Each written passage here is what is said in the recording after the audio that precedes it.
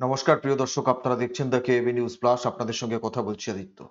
অনুব্রত মণ্ডল ওরফে কেষ্ট মণ্ডল, বীরভূমের বেতাজ বাদশাহ, তৃণমূল কংগ্রেসের জেলা সভাপতি। হ্যাঁ, ঠিকই শুনেছেন, প্রাক্তন নন, এখনো তৃণমূল কংগ্রেসের বীরভূম জেলার সভাপতির নাম অনুব্রত মণ্ডল। তিনি বর্তমানে তিহাড় জেলে রয়েছেন সকন্যা।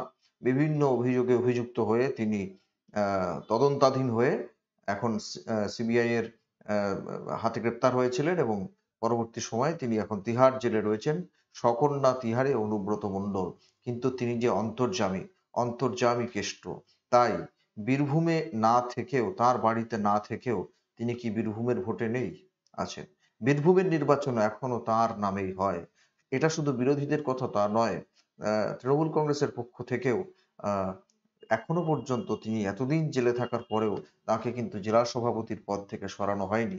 সেখানে একটা কমিটি করে দেওয়া হয়েছে ওই এলাকার জেলা স্তরের নেতৃবৃন্দকে সামনে রেখে, কিন্তু তাকে জেলা সভাপতির পদ থেকে এখনো সরানো হয়নি।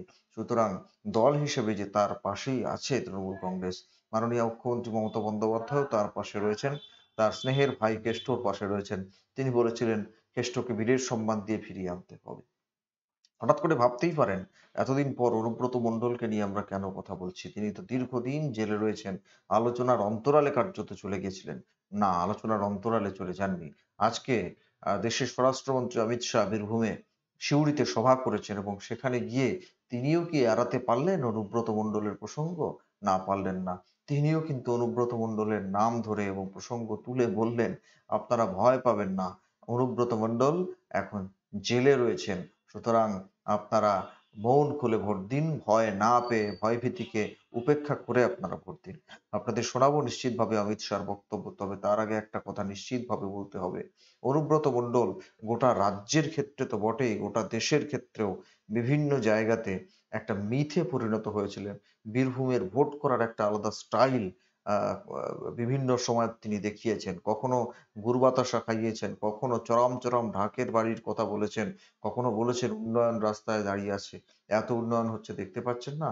আর নির্বাচনের দিন বিভিন্ন সময় বিরোধীদের অভিযোগের ভিত্তিতে নির্বাচন কমিশনের পক্ষ থেকে তাকে নজরবন্দি, ঘরবন্দি ইত্যাদি করার চেষ্টা হলেও কখন কোন ফাঁকে ওই নির্বাচন কমিশনের যে পুলিশ বাহিনী, রক্ষী বাহিনী তাদের আড়াল করে গাড়ি নিয়ে কোথায় উধাও হয়ে গেছেন খুঁজে পাওয়া যায়নি অনেক সময়। আর তারপরে আহ বিভিন্ন রকমের অপকর্ম বলুন বা কর্মই বলুন, সুকর্ম বলুন, যাই বলুন না কেন, আম সেগুলোতেও কিন্তু তিনি যথেষ্ট সিদ্ধহস্ত। আপনাদের মনে আছে নিশ্চিতভাবে যে বকটু এর ঘটনার পর তিনি কোনো কিছু না ভেবে, কোন তথ্য সংগ্রহ না করে সরাসরি গোটা বিষয়টাকে ধামাচাপা দেবার জন্য বলে দিয়েছিলেন যে টেলিভিশন সেট ব্লাস্ট করেছে বলেছিলেন। আবার মাননীয় মুখ্যমন্ত্রীর পাশে দাঁড়িয়ে তিনি ওখানেই বলেছিলেন যে কেসটা ভালোভাবে সাজাতে হবে। ওই নানুরের সুচপুরের উদাহরণ দিয়ে তিনি বলেছিলেন যে এখনো ওখান থেকে ছাড়া পায়নি, সুতরাং ওইভাবে কেসটা সাজাতে হবে। সেই অনুব্রত মণ্ডল একটা প্রবাদ প্রতিম অনুব্রত মণ্ডল, তাকে কিন্তু সহজে এড়ানো সম্ভব নয়। এবং নির্বাচনের প্রাক্কালে যখন আর মাত্র কয়েকদিনের মধ্যেই বীরভূম লোকসভা কেন্দ্রের ভোট গ্রহণ, সেখানে এবারে একটা জোর লড়াই হওয়ার সম্ভাবনা, সেই রকম একটা কেন্দ্রে বক্তব্য রাখতে গিয়ে দেশের স্বরাষ্ট্রমন্ত্রী অমিত শাহ তিনিও কিন্তু কার্যত এড়াতে পারলেন না অনুব্রত মণ্ডলের প্রসঙ্গ।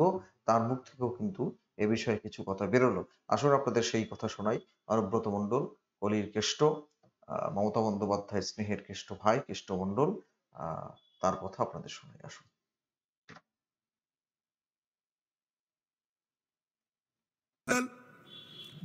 जानते हो ना आप सभी लोग, जानते हो या नहीं जानते हो? जानते हो ना आप सभी लोग, जानते हो या नहीं जानते हो?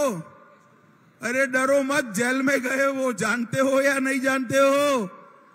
इन्होंने यहां ये सारा अवैध कारोबार खोल दिया था, गौ तस्करी में लिप्त पाए गए और आज दोनों तिहाड़ की जेल की हवा खा रहे।